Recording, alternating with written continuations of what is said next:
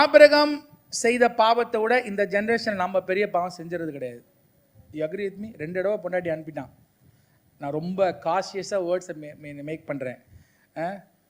அது மாதிரிலாம் இங்கே யாரும் செய்கிறது கிடையாது. பழைய ஏற்பாட்டு பிரமாணத்தின்படியே ஆபிரகாமை ஆண்டவர் மன்னித்து அப்பா பிதாவே என்று அழைக்க முடியும் என்றால், சிலுவையில் போய் தன் ஜீவனை கொடுக்குற அளவுக்கு இங்கே இருக்க யாரும் பாவம் செஞ்சிடல. நான் நம்ம அவருடைய பாவத்தை நியாயப்படுத்தலை.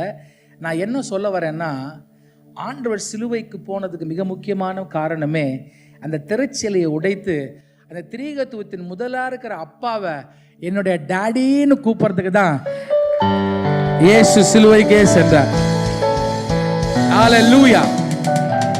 அந்த பாருங்களேன், அந்த டாடின்ற நேமுக்குள்ள எகவ ராஃபா, எகவ ரூவா, எகவ ஷாலம், எகவ ஷம்மா, எகவ நிசி, அப்பா பிதாவே, ஆலோசனை தேவன், செங்கடலை பிறந்தவர், யோதானை கடக்க பண்ணினவர், நோய்களை குணமாக்குறவர், எல்லாம் அடங்கிடும்.